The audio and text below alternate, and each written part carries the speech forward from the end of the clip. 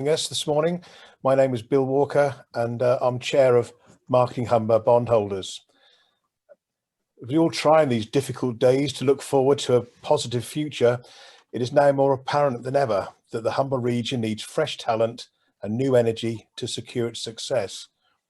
To address this need, as well as the recruitment and retention challenges constantly reported to us by bondholder businesses, Marketing Humber created the Young Talent Network. It was one of the best things we could have done. The enthusiasm, energy, and boundless optimism they bring is an absolute joy. The YTN provides a platform for ambitious, passionate people early in their careers, the opportunity to build networks, make connections, enhance impact, and demonstrate the power of a collective voice. The purpose of the events programme is to develop and strengthen the next generation of leaders, who, as I say, is vital to securing the region's future. So, those of you who do qualify, please keep up the great work. And those of you who, like me, may be just a little further down the road in their careers, please encourage as many young people as possible to join the fold. The YTN is a great movement in great hands and can help shape a great future for us all. Right, we're kicking off our 2021 event programme today with a fantastic personal development opportunity. We're joined by John Borland, a former professional footballer who is now a renowned author, podcaster and coach, who's on a mission to empower individuals, teams and whole organisations to develop themselves. As you will hear, John believes that all of us have the solutions to our problems already within us, that we have the capacity to deliver and develop and grow ourselves from the inside out. He'll explain how it often takes connection, relationship and the right environment for us to find these answers, but they're only there if we're brave enough to go looking. So to help you be brave enough to start looking and to start on this fabulous journey, please give a warm welcome to this morning's speaker, John Borland. John.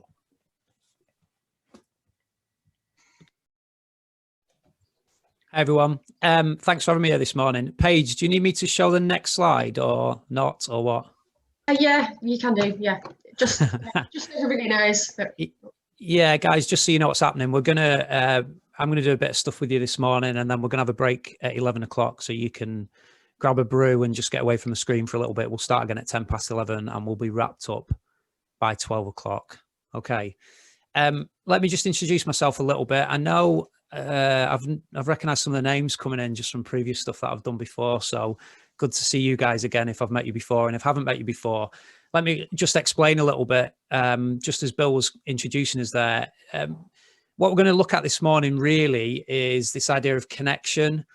Now, I released a book just last August. It was my second book, and it was a book called Connect Happy, and it was all about connection really, and the power of connection and what connection really means.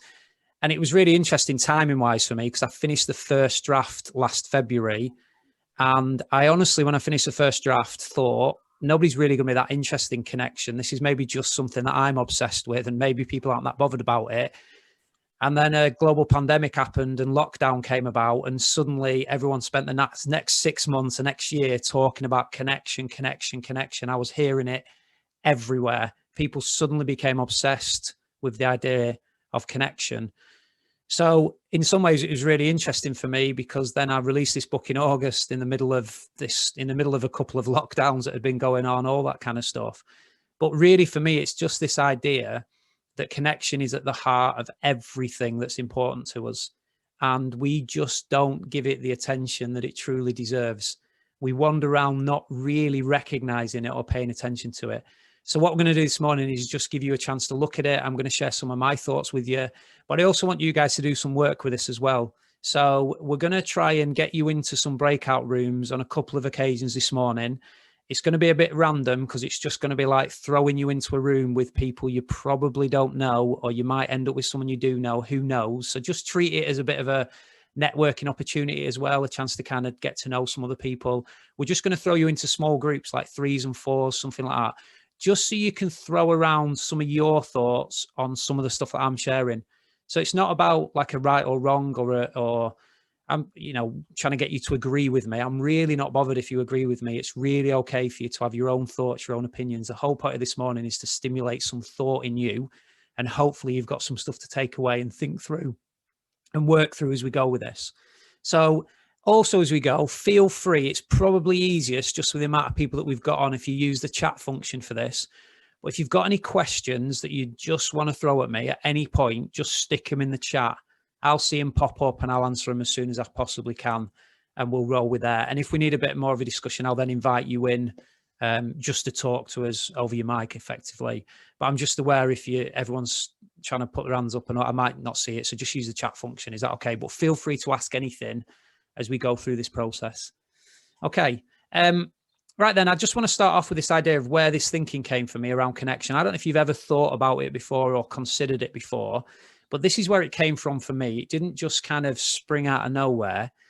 I started out as a professional coach in 2008, and I basically gave up my job and said, I'm going to go coaching. And in 2008, nobody knew what the heck that really was. Like, honestly, even my parents had no clue what I was doing. My kids, as they grew up, no clue what nobody really knew. My mates didn't even really know what a job was. Nobody had a clue what was going on. But basically, for 12, 13 years now, I've been sitting and listening to people. I've been sitting one-to-one with loads of different people from loads of different walks of life. I worked with children in schools. I worked with a lot of staff in education. I worked in the NHS, in the police. I worked in the corporate world. I've worked with multimillionaires and chief execs. So I've kind of worked with everyone from the age of 7 to 70 odd. So I've got this whole eclectic range of people that I was working with, and I get the privilege of listening to their life stories, of them telling me about who they are, what matters for them, what's important for them in life. And it started to dawn on me very gradually and very slowly that every story I heard, it might start off with people talking about their careers or their relationships or their health or their finances. Every single story came back to a story about connection. Every single one. There's no story that any human being tells that isn't actually rooted in the idea of connection. We just don't notice it because we think they're talking about their career or their money or their relationships. What they're actually talking about at the heart of it is some form of connection. And I also noticed something else. And this was, again, a very gradual realization for me, was this, that the people that sat before me in my coaching room, the happiest people were also the most connected people. And the most unhappy people were the people who were least connected, or in my wording, the most misconnected. And I just couldn't get away from this thought. It was, once I noticed it, it was blatantly obvious. I'd never seen it before, but as it started to emerge before my eyes, I was like, there it is. And that's where the idea of my book, Connect Happy, came from, was that I've got to write about this. I've got to tell people about this idea that actually connection is our obsession. We are obsessed with it as human beings, but we don't realize it, and we don't give it enough attention. We almost leave it down to luck. Now, we're going to try this just right now, right at the beginning. I'm going to try and throw you into some breakout rooms right now, because we might as well break the ice and we might as well make it a little bit cringe, because it's just a bit cringy in it when you end up in a room with people you don't know.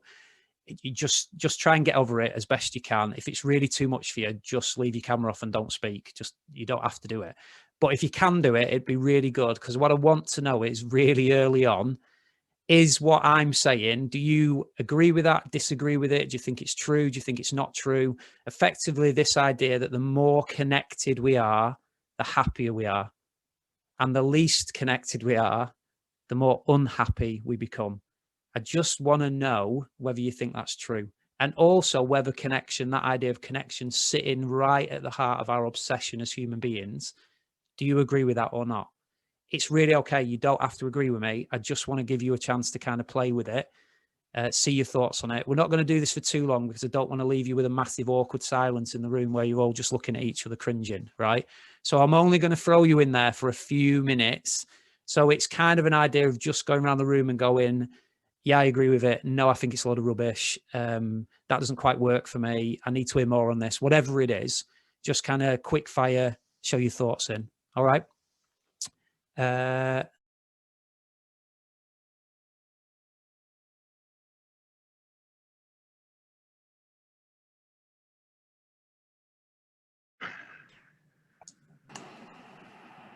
Hi guys, welcome back. You just mute yourselves again, just to make sure you're not chucking anything in that you shouldn't be at this point. If you just put yourselves on mute. Cheers. I hope that wasn't too massively cringy for you, just to appear in a room with someone else. And thanks for doing it. Just kind of to give you a chance to just think through this, really. And I hope for some of you, you've just made a friend for life in that Zoom room that you were just in there as well. I hope it was really nice for you. So basically, my thinking on this, and we'll just kind of see where you go with this, but my thinking on this is that we were actually born connected. What I mean by that is I think connection is our natural state of being. I think every single one of us was born into connection and we were brilliant at it. But I think we've now got a massive problem. And I think the massive problem is that we live in an incredibly misconnected world. And I use the word misconnected rather than disconnected, quite simply because I don't think any of us are disconnected at all. Disconnected is when two things are completely separate, like they're completely uncoupled, they're apart. And I think what we are is we're misconnected in the sense that we're still connected, but our connection's been warped and bent and bruised and it doesn't work properly. It's a little bit like a few years ago, I was having some work done in my house. An electrician was fitting some lights, some spotlights in my bathroom.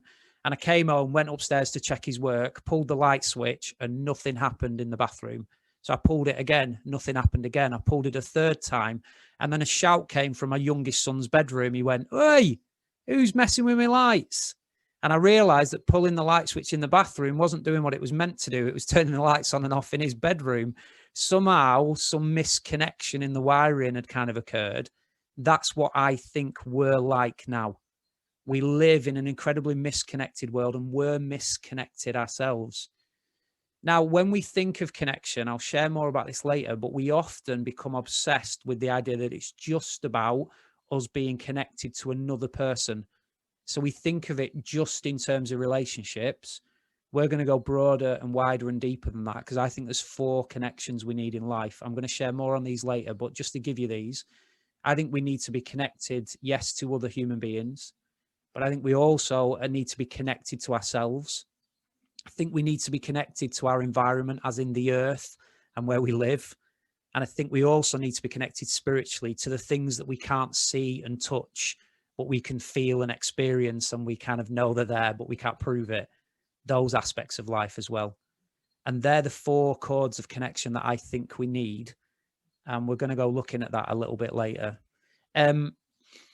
So this misconnection, this thing that we live in now, this world that we operate in, which I think is incredibly misconnected, we see it in loads of different ways. A few years ago, 2 or 3 years ago, I was sat watching the telly with my middle child, my oldest son, called Jackson. He was 11 years old at the time. And we were watching a TV show and he literally just said to me, out the blue, because he does this randomly, he went, "How many kids died?" And I paused the telly and I went, "What?" And he was like, "How many kids died?" I'm like, "Jax, what are you talking about, mate?" He said, "In Manchester at the Ariana Grande concert, the bombing, how many kids died?" And I was like, "Oh, okay, right." Now, he was a bit concerned, I think, for his own safety and for the threat of terrorism in his life. One of his classmates had been present at the concert. She was unharmed, but she was present. So she was obviously quite traumatized by it. Jax was obviously in a place where he was thinking through the threat to himself, etc., etc. And I was basically then saying to him, "I don't know the stats on it, mate." And then we started to have this conversation. And me trying to be like a really good dad was sort of trying to reassure him and say things like, you don't really need to worry about terrorism, mate. The chances of you being involved in a terrorist attack are so slim. It's not really the thing that you need to worry about. And then I went a bit Peter Kay on him by accident. I started saying things look, mate, if you're going to worry about anything, you need to worry about crossing the road in the village because you're way more likely to be killed by a car than you are by a terrorist attack. And I'm trying to do good dad here and I'm just scaring him more, basically. But I'm like, they're the things that you need to worry about, that kind of stuff. And then he looked at me and he said, in all honesty, he said, "So, Dad, are you telling me that the road is the thing that's most likely to kill me? Is the road the biggest threat to my life?" And I went, yeah. And then I went, no, it's not, mate. There's something else that's way more likely to kill you than the road. And I'm like, in my head, I'm starting to think, am I going to be honest about this? And he looks at me and he says, so what is it, Dad? What's the thing that's most likely to kill me? And I'm like, oh, my life, I'm going to have to share this. So I look at him and I say, son, I'm so sorry to tell you this, but the reality is that you being a young boy growing up into a young man, in the next 10 to 20 years, the thing that's most likely to kill you, statistically, is you. And he looked at me like I was gone out, and he was like, what? Me? And I was like, yes, son, it's you. And he said, you mean suicide, Dad? I said, yeah, I mean suicide, mate. And this just revelation dawned on me. I knew that. I knew the stats on suicide. I knew all that kind of stuff. But it just dawned on me as a dad that I'm literally having to tell my 11-year-old lad that he is the greatest risk to himself, statistically. I'm like, what kind of culture have we created here? What kind of messed up, misconnected world are we living in that suicide is the greatest threat to our young men? Honestly, it hit me like a sledgehammer. I was like, oh, my life. And this is the thing with this misconnected world that we live in. I think misconnection is easy to see in some obvious places, like the suicide rate, like war, like violence, like abuse, like destruction of the planet, all those kind of, it's easy to see a level of misconnection where things aren't lined up as they should be. But then I think we also see misconnection in loneliness, in depression, in anxiety, in self-harm, in mistrust of others. We see it in self-centeredness. We see it in entitlement and blame and prejudice and unconscious bias. And do you know that just empty feeling that you have inside? That kind of stuff is all to do with misconnection. That idea that we just treat other people like they're different from us and not the same. Like we label people, that idea that we go and do jobs that we really flipping hate, but we just keep doing them. That idea that actually we just keep buying stuff because we think somehow it's going to make us better or happy. All of that is misconnection. It's really subtle and it's really massive all at the same time. And the big problem, right, is we're just used to it. We don't notice it. It's like the smell of your own house. Your house smells. You might not know it, right? But it does. And everyone else who comes around to your house can smell your house, but you can't smell it anymore because you've just got so used to it. You can smell other people's houses, can't you? You go in other people's houses and you're like, oh, that smells nice, or that smells of dog, or that smells of washing powder, or that smells of candles, or whatever it is. It smells, doesn't it? And people have a smell to the point where last year, Jackson again came in from school and he went, oh, has Dave been round? I went, yeah, he was around like at dinner time. Why? He said, oh, I can smell him. I'm like, what? Like that, but Dave can't smell himself. You can't smell yourself. This is the same with a misconnection. You've lived with it for so long. You've got so used to it. We've just accepted it. We've just gone, oh, that's the way it is then. So we don't even notice this level of misconnection that we're actually living with. And this is what makes it so kind of dangerous for us, so difficult for us. So here's one thing that we need to work on is spotting the misconnection, spotting it, being able to see in your life where you're misconnected. Because if you're just in accepting it and going, oh, that's the way it is, you'll never do anything about it. And the misconnection is what really impacts on our self-esteem, our peace, our happiness, our contentment. It affects us in all sorts of different ways. And that's what we're going to explore a little bit as we go through this. When I was looking at this whole connection stuff and I was starting to think through it and research into it a bit and draw stuff out, I thought I might discover something new, right? But you never really discover anything new. What you tend to discover is old stuff. You know, like I believe that so much stuff that was written down and spoken about thousands of years ago is incredibly relevant to us right now. And what I was really interested in is, was there anything in connection in origin stories Now, every culture that's ever lived in the world has got origin stories about the beginning of the world, but also origin stories about what it means to be human and what's gone wrong for us as humans and all that kind of stuff. Loads of cultures have got them. So I looked at loads of different origin stories and actually returned to probably the most famous origin story. So I found the most interesting story about connection in the most unlikely place, but in a really obvious place. It's a story that all of you will have heard, and it's a story that some of you will have dismissed because the way it's been interpreted to you and the way it's been used and all that kind of stuff, but it's an incredibly famous story, right? And this story absolutely demonstrates to us the idea of human connection and then misconnection. And it demonstrates to us the 4 ways as well in which we need to be connected and the 4 ways in which we've now become misconnected. So let me just share this story with you. I don't need to tell you it because you all know it. It's the story of the Garden of Eden. So I know this story's been used in the past, like to try and rebuff like evolution and science in some way, which it's never going to do, right, in that sense, because it was never written with the intention that it was a scientific story. It was written as a poem, as a metaphor, as a fable, as a narrative. Even the people that were writing it knew that. They weren't writing a scientific story. It's just been used and misused. And then people have dismissed this story. This story is wonderful. It is absolutely brilliant when you read it through different eyes and when you understand it through a different way of looking at it. So you know this story, don't you, right? Let's just give it you in a bit of a nutshell, right? So there's God, and he creates this garden, and he creates a man and a woman. We call them Adam and Eve traditionally, but Adam just means man and Eve just means woman. So they were just called man and woman, really. They weren't called Adam and Eve. We've done that. They were just called man and woman, right? And then there's a talking snake, isn't there? Can you see how it's not a scientific story, right? There's a talking snake rocks up, right? As a chat with a woman. That happens every day. Do you know, like, but it's a fable. It's full of metaphor. It's full of parable, right? And it is brilliant when you start to understand the metaphor. And then basically this garden is wonderful, right? So it provides for them completely. And they're naked as well, provides for them completely. The snake rocks up, tricks the woman. The woman eats some fruit from a tree that she's not meant to eat from, the only tree that she's not meant to eat from. She then gives some to the man. He eats some as well.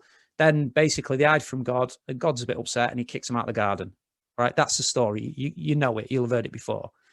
Now, when you start to look at this, though, what we get from this story is 4 connections, 4 brilliant connections that are metaphored for us throughout this story. And it also then shows us how we've misconnected. And I just want to show you this because this is not just the story of a man and a woman in the Garden of Eden. This is also your story and it's my story, because this is what's happened for all of us. And it's been hiding in plain sight for 4,000 years. And we haven't really realized that it's a story about connection. So let me talk you through this, right? The man and the woman are naked in the garden and they're not bothered. They're totally naked and they're not bothered at all. They're unashamed.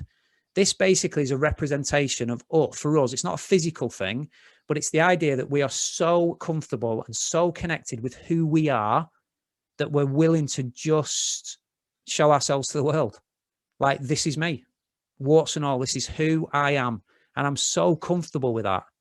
And yet in our modern world, how many people are really in that place where they're so connected with who they are that they're just like, this is me. I can show myself to the world unashamedly. Most of us are hiding ourselves. Most of us are putting a front on and a face on and pretending to be something else.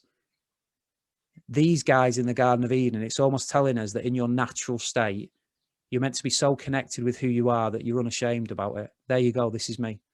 And you're just completely authentic and genuine and congruent. The other thing we see is they're so connected with each other that they actually refer to each other. I love this phrase, bone of my bone, flesh of my flesh. They're basically saying we're the same stuff, me and you. They see no difference between each other. They're basically made of the same stuff. They're going, me and you, we're the same. And yet now in our modern world, how much difference do we see? We almost talk about, oh, you're not part of my tribe. You are part of my tribe. Oh, you're not like me. Even if that's just an unconscious bias, we have this thing that's ingrained into us that says we see difference, but they saw no difference, just sameness. We're just the same. And I love that thinking, that we see people, just people who are like us, and they're all part of our tribe. The third thing we see is this connection to the earth. We see it in two ways. One, that they were made out of the dust. So it's almost going, you're from the earth. And we kind of know that in modern science now, that the same stuff that made the stars and the planets and whatever else made us as well, we're made of the same stuff. We don't just live on the earth, we're actually made from it, we're part of it. And also this idea that the garden, the Eden, provided for them completely. It was just bountiful, it had everything that they needed, and they looked after it. So there was this complete partnership between humanity and nature. I love it. And then we see this spiritual connection very simply in the idea that they were made godlike, and also God breathed into them. So there's this idea that we're kind of spiritual beings as well as being physical beings. Can you see these four connections that exist within Eden? Now, what we also get to see is the four, by the end of the story, because this story starts full of connection. They're naked and the garden's providing for them and the breath of God's in them. And they're seeing each other as like flesh of my flesh. And then by the end of the story, it's all gone completely pear-shaped. This is why it's your story as well. You started completely connected, and now you're in a space of misconnection, and so am I. And here's how we see it in the story, that once they eat this fruit from the tree, they make fig leaf clothes for each other, start trying to hide, cover each other up. They're suddenly ashamed of who they are. They've misconnected from themselves. Then what they do is they blame each other. They start playing this blame game. Oh, it was your fault, it was your fault, it was your fault. You shouldn't have had that. So they stop seeing each other as people and start seeing each other as problems as a misconnection goes on. Then you get this idea that they can no longer be in Eden with Eden providing for them. They've got to leave Eden and they've got to work the ground. They've got to sow and they've got to plant and they've got to harvest to actually make. So there's a disconnection from the earth. And then we also see a disconnection from spirituality, because as soon as this happens to them, they misconnect. They hide from God. They hide in the trees from God. So you can see that the story starts with connection and ends with misconnection. And this is your story and my story as well, because I honestly believe if you look at little kids, really little kids, they're incredibly connected. Children, babies, right? If their physical needs are met, what I mean, and emotional needs are met in that sense, so they're fed and watered and clean and attended to, they're naturally happy. They're only unhappy when they need something, but they're naturally happy. They're not lying around depressed. They're naturally happy. They're connected with themselves. And I think we're born connected. And what we found is misconnection as we've grown up. Our culture's done this to us, or the world has done this to us. And we're used to it. We just accept it as part of. And I'm like, no. We can metaphorically return to Eden. We can metaphorically change our misconnection into connection if we become aware of it and we start to work on it. This is honestly all of our stories. Now, the thing is here, the brilliant bit about this is the misconnections all around us, but we've never lost our sense of trying to be connected. There's a great story that some of you'll know from World War I. On Christmas Day, there's this idea of a Christmas Day truce in the trenches of Belgium. And basically, the Germans and the British ended up playing football on no man's land. Now, just picture this for a minute, right? There is no greater misconnection in the world than war, than human beings going to war against each other. What a level of misconnection that is from each other.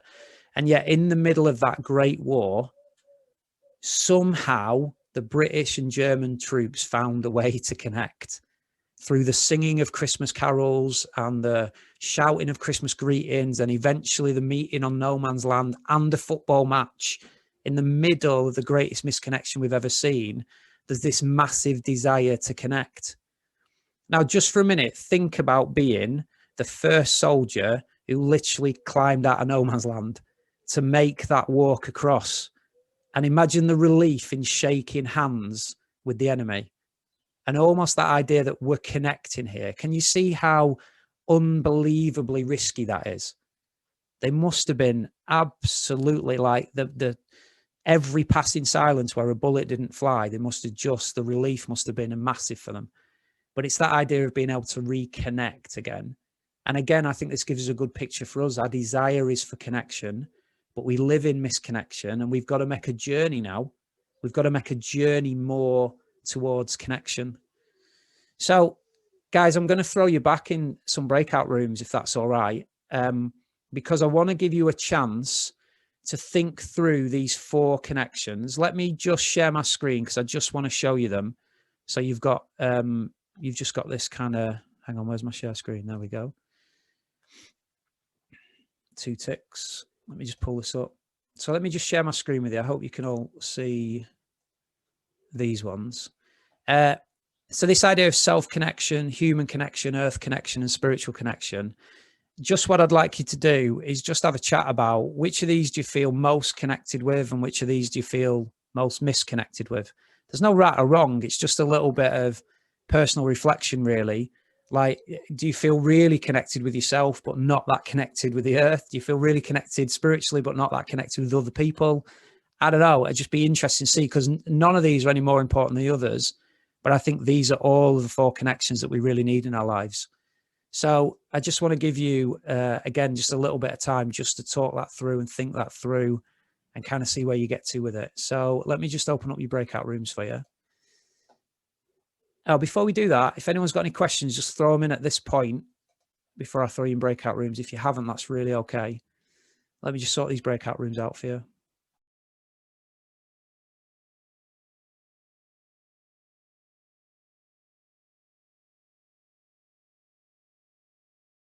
Again, thanks for doing that. I hope you found it helpful just to think through these 4 connections and just think through yourself, really, in terms of how connected you are in those areas. If this takes you a little bit of time with this, what I often discover is that most people have never thought about this. They've never really thought about this idea of how connected am I to self, how connected am I to others, the earth, to spirituality.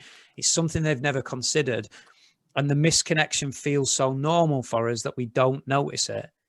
But this is where hopefully now you're going to start to notice it all over the place, and you're going to start to see it everywhere, and you're going to have a chance to figure out for yourself how it impacts and how it affects you. Now, the other amazing thing about this story of the Garden of Eden, this is why it just gets better and better when you get your head into it and you start to understand it, is that it also starts to show us the things that misconnect us. And it's got some brilliant metaphors in it that we're going to pick up after we've had a break and just think through these different things that misconnect us. Now, why this is important is there's certain things in our lives, I think, that are causing us misconnection and therefore causing us unhappiness, and we don't even notice them. It's a little bit like, if any of you are familiar with the story of Superman, right, which clearly is made up, but in the Superman story, right, he has all these special powers. Amazing powers. You can do all sorts of stuff. He's bulletproof. He's got X-ray vision. He can fly. He's like faster than a speeding bullet, all that kind of stuff, right? He can do all this amazing stuff. But there's one thing that causes Superman to lose his powers, and it's this thing called kryptonite. It's a piece of rock from his kind of home planet that whenever he's in the presence of kryptonite, his powers diminish and he becomes more like a normal human being.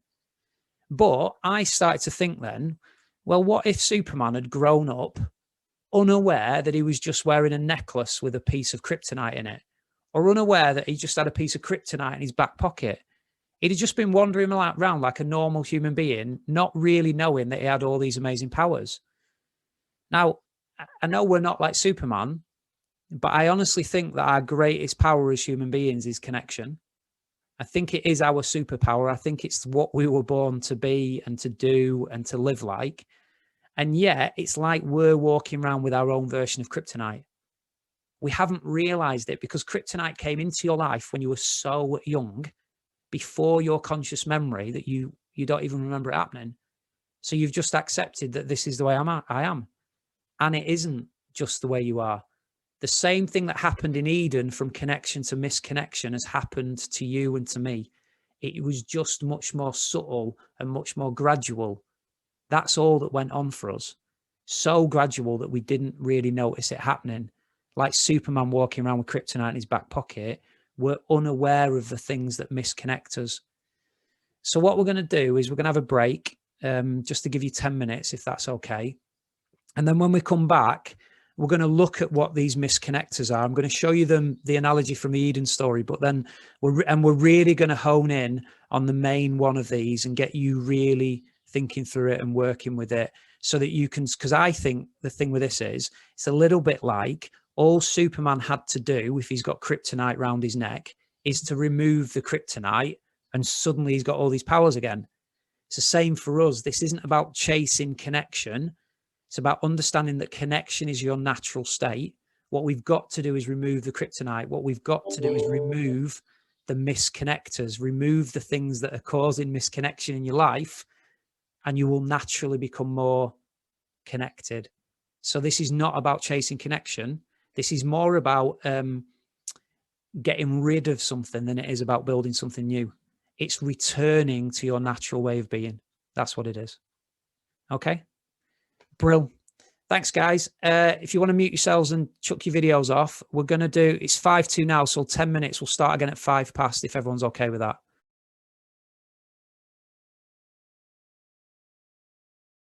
So just everyone's coming back, guys. Beth's just asked what led to my interest in connection. It really was that idea of just coaching and sitting with people all the time and hearing it and hearing it and hearing it, and really recognizing that literally everybody was talking about connection. They honestly were. Like, every problem that anybody had or any goal that anybody wanted to achieve, or honestly, was just about connection. And I think it's just a really slow process for me, really slow process.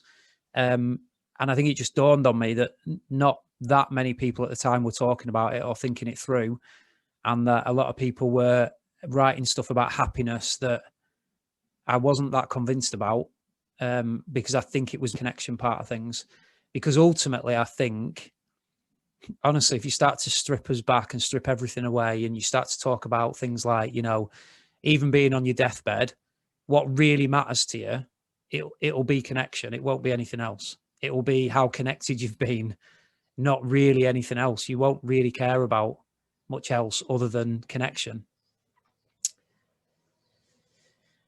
Okay, guys, let's get going again with this, if that's all right. Is that okay, Paige? We all right to start again? Yeah, good stuff. Thanks. So just want to think about these misconnectors, you know, so this idea that we've got these things that actually get in the way for us. And again, we don't often notice them. We don't always realize that we've got these misconnectors, these kind of kryptonites hanging around for us that are stitching us up and meaning that we're misconnected rather than connected. So I just want to show you these and get you to think through them again a little bit. And then we're going to concentrate on the main one. Okay. Again, just dead interestingly, you can find these in the Eden story. They're literally right there looking at us again, metaphorically. So I'm going to throw these at you and see what you think on it. I think these are the four things that the four main things that misconnect us. I don't think they're all all of it, but I think they're the four main ones. And these are what they are, right? So in the Eden story, there's this idea that a snake comes along and has a conversation with a woman, right, about eating fruit from a tree that she's not really meant to eat from. Traditionally, people have said this is a conversation between the woman and the devil or Satan or temptation or whatever it is. I actually think a different interpretation of it is that this is a conversation between the woman and her own ego, between the woman's true self and her own ego. And I think, and this is the one we're going to concentrate on for most of the rest of this morning, that the biggest and first misconnector that most of us have in our lives is our own ego. I'll explain a bit more about that in a bit, but I think our ego causes us great misconnection in life. The second one is this idea in the Eden story that it's about eating fruit from the tree of knowledge. And I think it's really interesting, this idea that knowledge, or more like knowing, or more like being in the known, is something that massively misconnects us in life as well. We just love being in the known, and we really struggle to step into the unknown. The unknown causes great fear in us, whereas the known is something that we love. So we stay in it and we stick in it, and we love being right, and we love kind of knowing what's happening, and we love being in our comfort zones and all that kind of stuff. And I think it causes us great misconnection in life. The third thing is what I refer to as the hiding. It's this idea that we hide ourselves. You know, the Toy Story films, right? And that bit where the toys are, I'm presuming you've seen the Toy Story films or come across them, right? Do you know that bit where they shout Andy's coming, and they've all been like doing their own thing, and then they shout Andy's coming, and they all lie dead still and like pretend to be toys, and they've got like there's no life in them, and Andy comes along and plays with them, and then when Andy leaves, they all come back to life again. People love that, don't they? That Andy's coming bit. I hate it.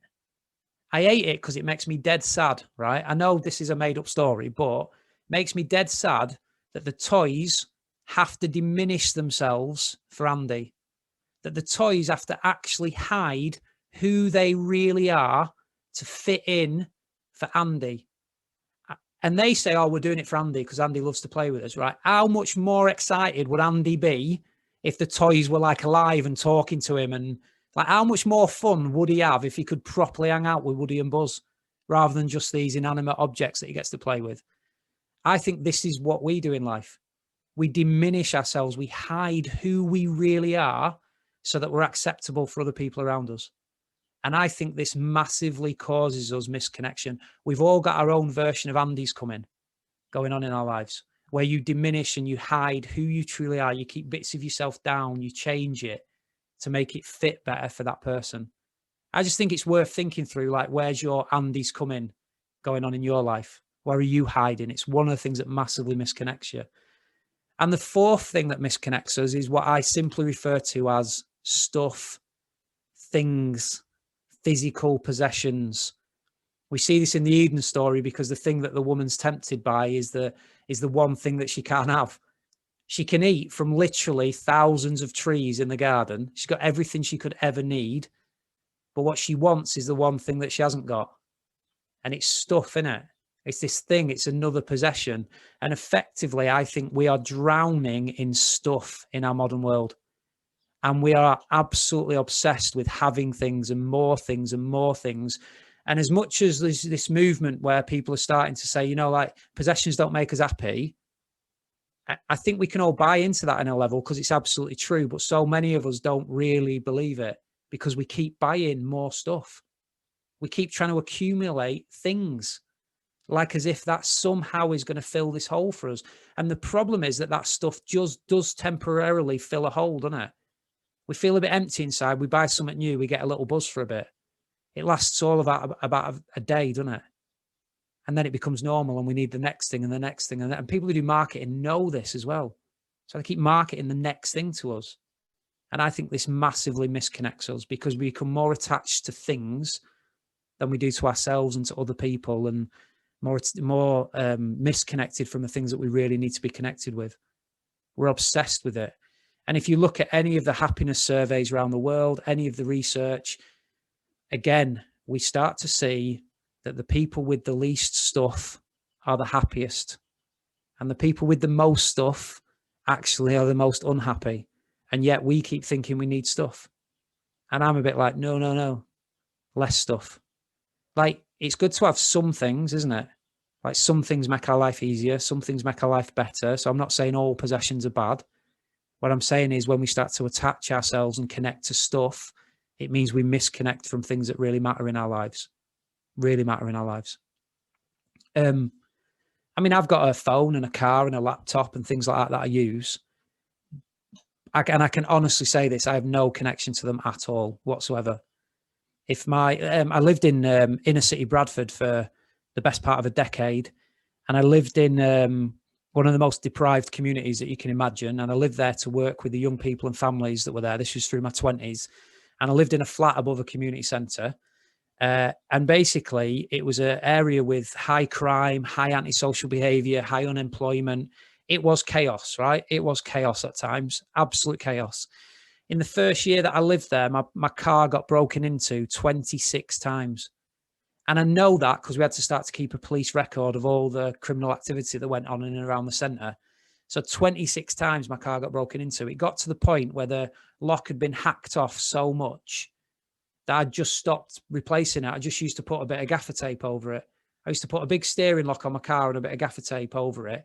And when it was raining and I wanted, like, I was going out, I'd have to get some of the teenagers out of my car so that I could actually go to the shops.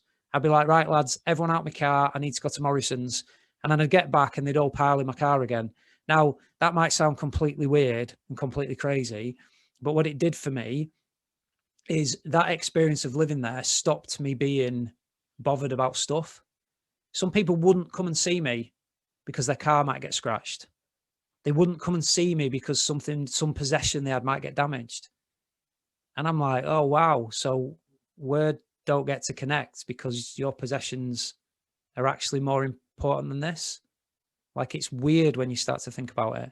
But that experience for me really helped me to pull back from being connected to things. And I can honestly say now that I have no real connection to any of the stuff. They're just things that I use and things that make my life easier.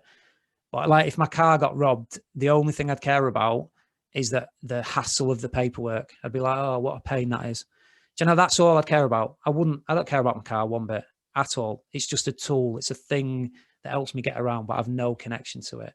Now, I know different people have different things going on with this, but I think it's interesting to think through how connected are you actually to stuff and possessions, etc., because I think it's misconnecting us at times from the things that really matter in our lives.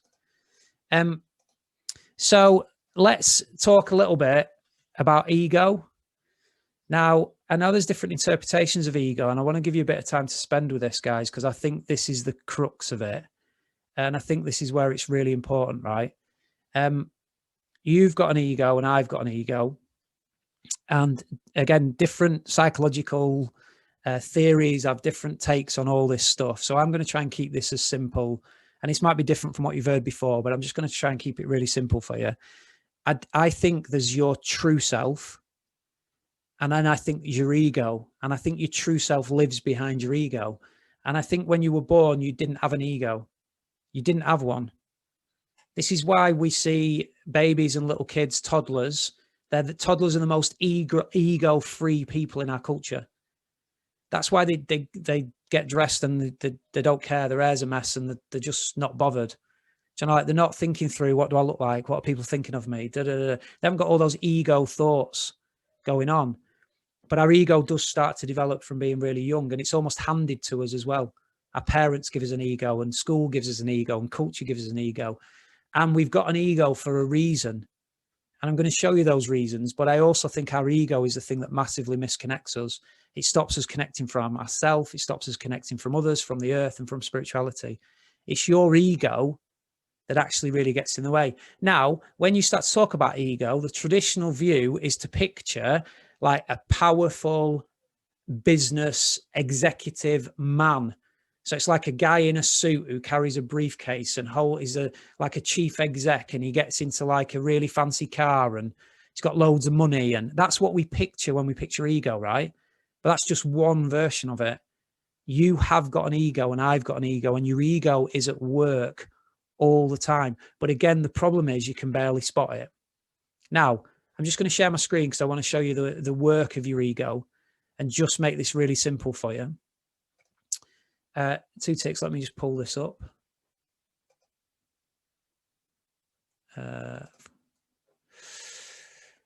So your ego's got 2 jobs, right? And only 2 jobs. So you can start to spot it more easier when you figure out what your ego's there for, right? Here's its first job. Oh, hang on. Sorry. Here's its first job. To protect itself. Your ego is obsessed with protecting itself. It does not want to be harmed or diminished or squashed in any way at all. So it will constantly protect itself. Its second job is this: to promote itself, to make itself look better, to appear better, to kind of big itself up all the time. So your ego is either in protect mode or promote mode constantly. Like constantly. That is all it's ever doing. It's playing a constant game of either defense or attack. That's all it's got going on all the time. That is your ego, effectively. And this isn't the true you. This isn't who you really are. It's like a fake you that you've built through your life, a fake you that's been built for you as well. But the problem is that so many of us have got used to it that our egos are now running our lives, and our true self barely gets a look in. And we can't really connect with who we really are because we're so operating from our ego all the time. You're so used to it, you don't even notice. Your ego is literally like a snake in the grass. You can't even find it. It's like camouflaged in your life. So let's just talk this through a little bit, because this can be a bit of a head blag trying to figure out what your ego is. But I just want to give you some thinking on this, right, with it. If your ego's constantly in protect or promote mode, right, this is some of the things it does. So your ego is the part of you that unfairly judges other people or criticizes other people because that makes it feel better. If I can pull you down a little bit, I feel better. So it's almost promoting itself. Your ego is also the part of you that compares yourself all the time with other people. Like, how do I measure up against them? That's ego stuff all the time. Your ego is the part of you that's worried about what others think of you. Your true self really doesn't care. Your true self's really all right with who you are. It's your ego that's bothered. How am I coming across? What are people thinking of me? Do they think I'm an idiot? Did I do all right there? Oh, do people really like me? Do they not like me? Can you see how your ego's like incessant in its thinking? It's just non-stop noise going on in your head from your ego all the time. It's your ego that's self-obsessed. It's your ego that needs to feel constantly in control. Your true self is really all right with whatever happens. Your true self is composed and calm and content and peaceful. It's your ego that's stressing about the future, needs to feel in control all the time. Your true self lives much more in this present moment. Your ego is either always in the future or always in the past. It's your ego that gossips about other people. It's your ego that bitches about other people, because again, it makes yourself feel better. It's your ego that's scared of failing. It's your ego that wants to look good. It's your ego that wants to be physically attractive to other people. It's your ego that gets embarrassed. It's your ego that has to be right. And your ego's more bothered about being right than it is about being kind, because it makes it feel good. It's your ego that wants all those possessions. It's your ego that gets a buzz when you're wearing the right labels across your clothes, or you've got the right iPhone, or you're driving the right car, or whatever, or you've got the six-pack or the perfect beach body. That's all your ego stuff. Do you know how your true self gets a beach body? It gets its body and it takes it to the beach, and that's it. And it doesn't think anything about what anyone's thinking of them. How liberating is that? It's your ego that's obsessed with the beach body thing and what does it look like. If you want to see egos in play, just watch Love Island. Oh, my life. It is like Ego Island. It's all over the place. It really, really is. You can see it constantly. And that's just one example of it. We can see it all over the place. It's your ego that puts on a front for people. It's your ego that can't be vulnerable. It's your ego that always knows best. And it's your ego that is your inner critic. It's your ego that slags you off. Your ego that does you down, criticizes you constantly, tells you you're not good enough. It's your ego that does all that. Your true self's really all right with who you are. Really okay. Now, all of your egos will manifest itself differently. It'll be unique to you. But can you see how little kids are almost ego-free? And yet we've developed this huge ego for ourselves, and it is operating in your life. But not only that, it is making decisions for you. So just some of you are in relationships that your ego decided to get you in, not your true self. Some of you live in houses that your ego bought, not you. Some of you are doing job roles that your ego decided you needed to do, not your true self. Can you see how some of us are just living lives that are ego driven rather than from our true selves? And no wonder we feel misconnected. No wonder that actually there's that feeling inside that things don't quite line up here. Operating more and more from your true self is absolutely wonderful. It's wonderful. And I'm not there yet, because this ego stuff is a non-stop, lifelong process. I'm nowhere near there yet. But it's about starting to spot it and notice it. Can you start to see your ego in your life? Now, I'm going to ask you to do something probably that is cringy and difficult and awkward, right? Which is this. I'm going to put you back in some breakout rooms. I've made them slightly bigger, so they should be kind of 3s and 4s this time. It should work a bit different and with different people. So you get fresh kind of faces in your room. Now, why this is difficult is I'm just going to ask you to spend some time talking through whether you can spot your own ego. Can you spot your own ego? You'll see this in loads of different ways. Social media, your ego will be smashing social media. Because again, if you want to see ego, just go check out Instagram. Oh my, because there's like Instagram ego life in there, and then there's real life. It's like two completely different things going on, right? You can see it in there. So you'll see it in some of the ways you use social media. You'll see it in some of the products that you buy, decisions you make. You'll see your ego even in really little things. Like, I know we're in lockdown, but under normal circumstances, If your mate rings or texts you and says, I'll be round in 2 minutes, unexpectedly, and you start tidying up dead quick, and you're not tidying up because you want it to be nice for them, you're tidying up because you don't want them to see what your house looks like, and you start shoving stuff upstairs dead quick, don't you? So your downstairs looks dead good. That's ego. Your true self don't care. Your true self's really all right with how you live. It's all right. Your true self doesn't feel judged. That's ego stuff all the time. So you'll start to see it in little subtle ways as well. Now, why this is going to be really tricky is I'm going to throw you in breakout rooms to talk about your ego. And as we're doing that, your ego is now going, don't tell them anything about me. Don't share anything. You're going to look vulnerable. You're going to look like an idiot. You're going to look like a muppet. People aren't going to like you. No. Don't do any of that. Go into the breakout room and go, nah, I haven't really got an ego. That's your ego. If you go in the breakout room, you go, I ain't got an ego. That is your ego in defense mode. You have got an ego and it is operating. And this is where this is going to get a little bit weird, but ease your way in with it, okay? I'm not asking you to share your whole life story or reveal anything about that's too vulnerable for you. But I just want to give you a chance to talk through this ego stuff and start to spot it. But there is this ironic twist going on that your ego doesn't want you to do this. All right. So you're going to have to be a bit brave and try and step past it and just see if you can spot it a little bit. It is the greatest thing you'll do for yourself in terms of connection and happiness, is to start to become aware of and see and notice your ego. Before we shut you in breakout rooms, has anyone got any questions with this? Or is anybody really struggling or just want to come back to me with anything? No, everyone okay?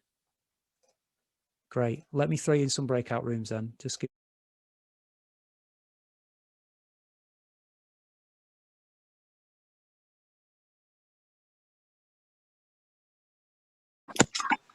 Welcome back, guys. Just make sure you put yourselves back on mute.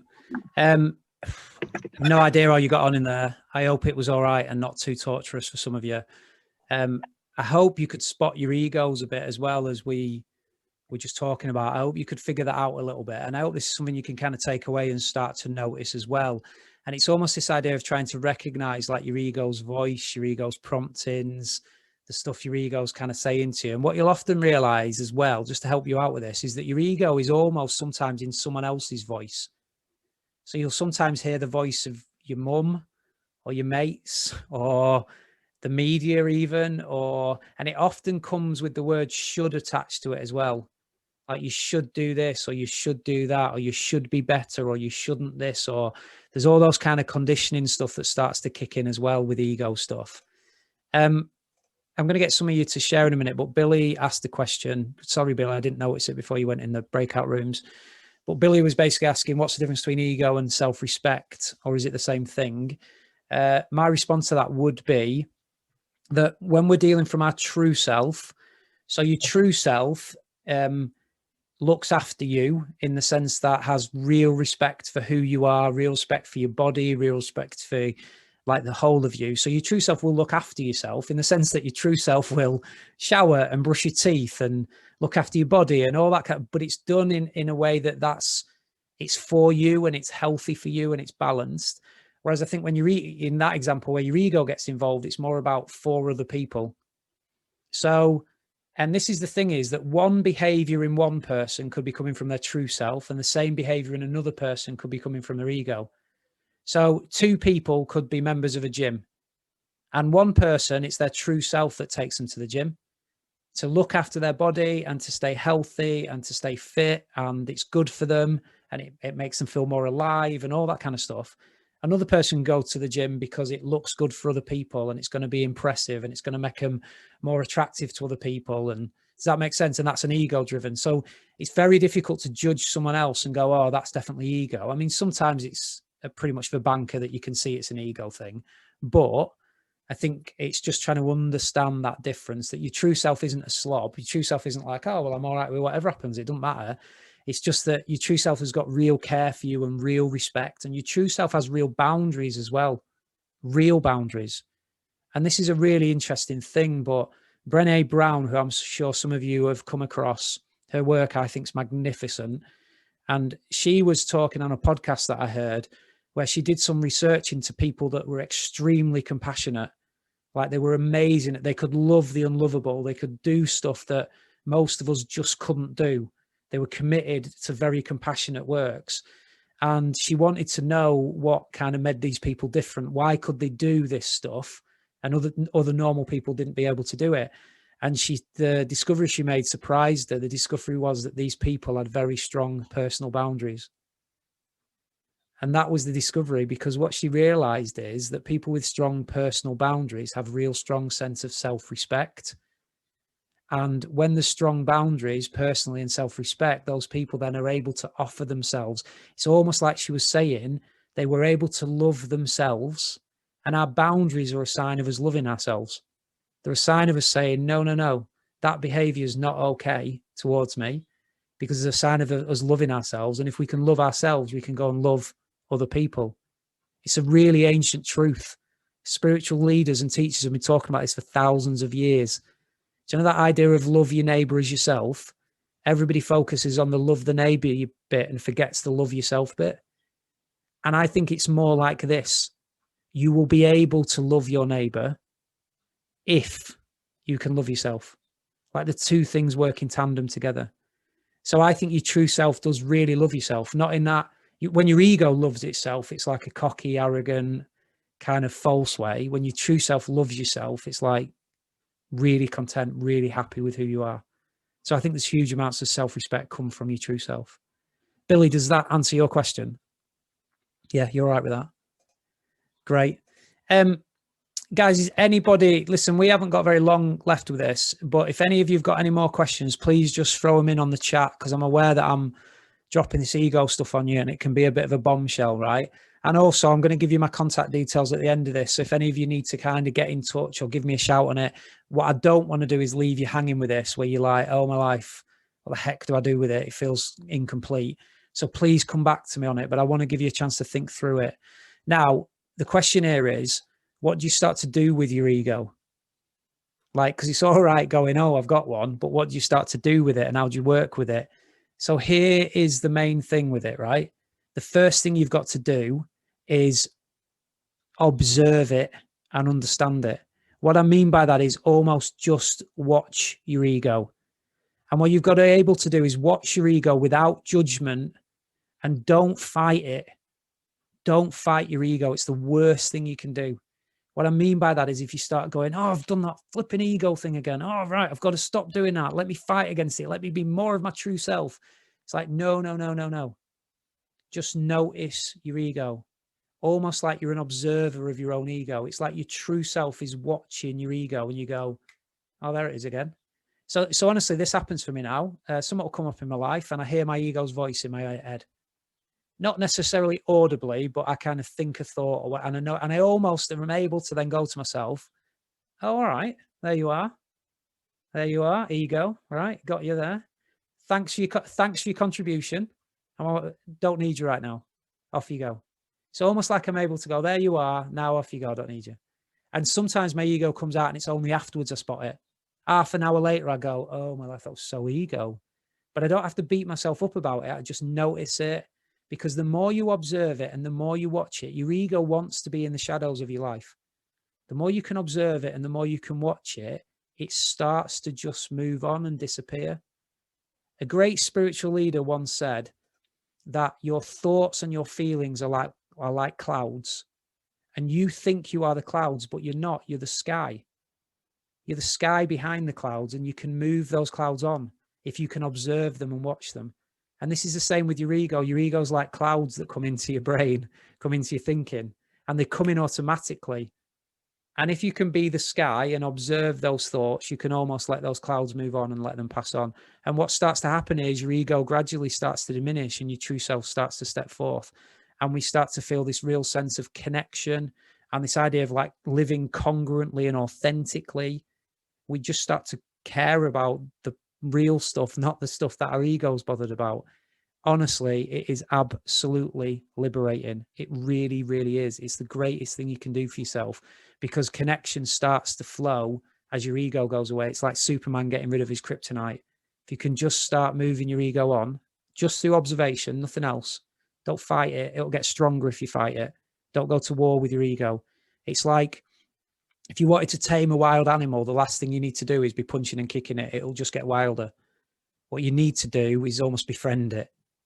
befriend it and just let it, it'll come down, it'll tame as you go with it. It's the same with your ego. Just notice it, spot it, let it be. But this will be never ending, because just when you think, oh yeah, I've spotted loads of my ego, there'll be another layer and another layer and another layer. It's never ending, but it allows your true self to step forth, and you become more and more connected with who you really are. And your decisions start to flow more from your true self. Honestly, it's the greatest thing I've ever done for myself. It really is. And I'm continuing to do for myself. Guys, I just want to, just as we're kind of finishing up here, I just want to give you a chance to, oh, hang on, is there some questions in here? Let me get these. Will there be an audio book for Connect Happy coming out? Yes, there will. I can't tell you when, but hopefully within the next 12 months, that'll be out. And then the other one is, would writing down acts of your ego help you spot it and understand it?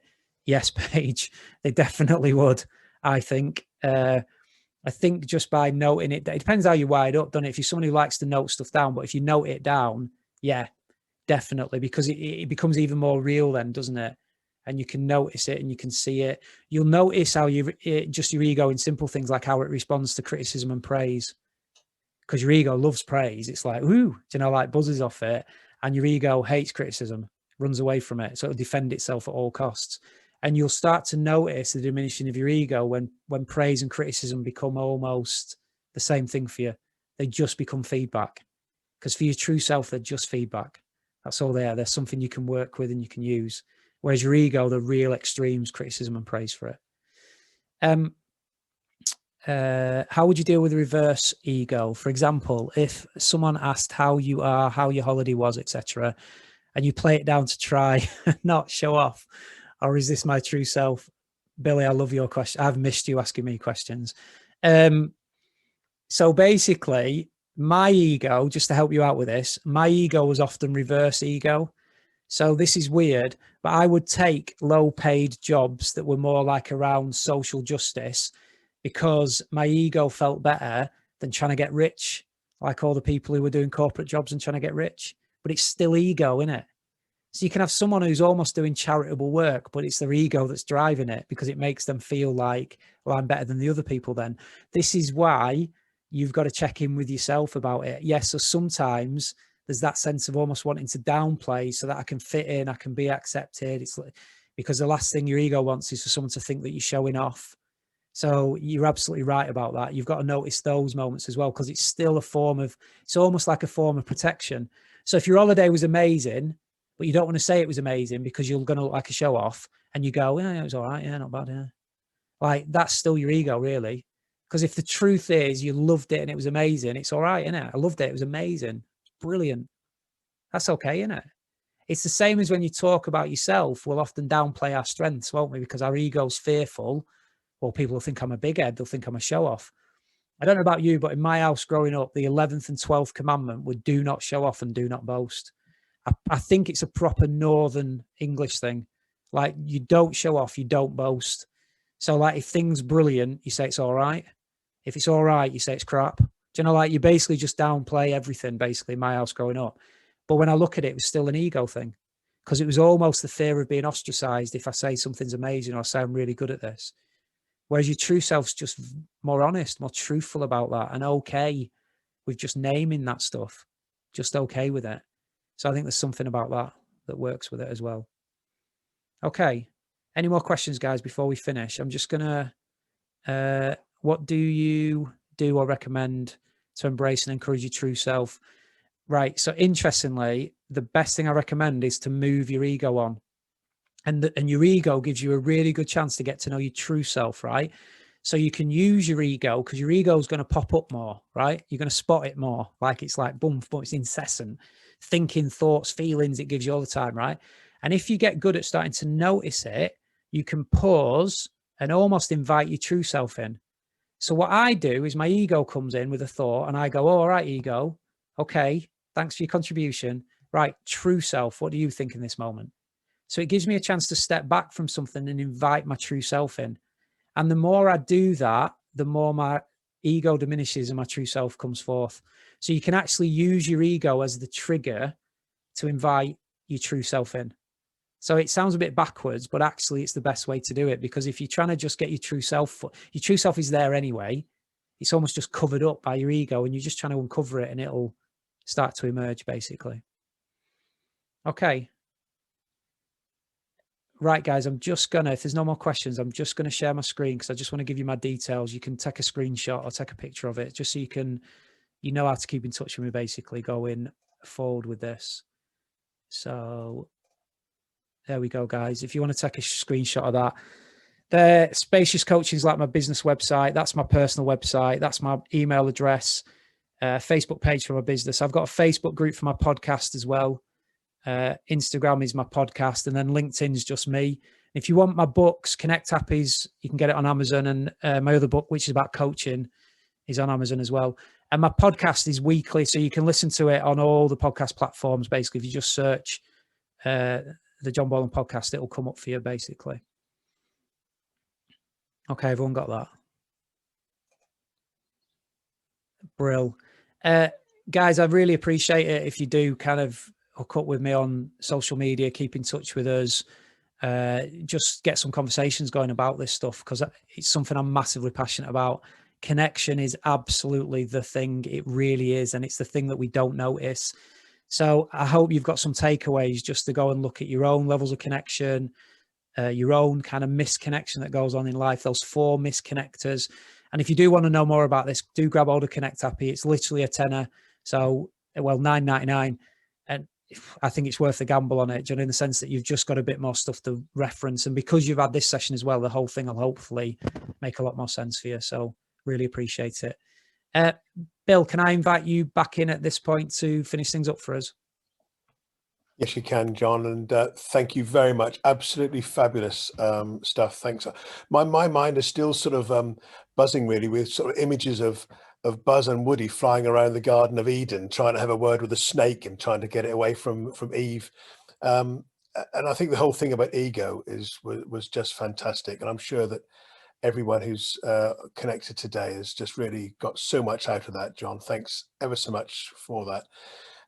Just a couple of quick announcements, if I may, guys. Well, before we go in closing, do please invite your friends and your contacts to sign up to the YTN via the website, or just call Paige to keep up to date with the latest news, jobs, events, and resources for young talent in the Humber region. And remember, please, that all YTN events are free and open to everybody, not just to bondholders. Although, of course, it makes absolute sense to be a bondholder as well. YTN is currently building its 2021 program.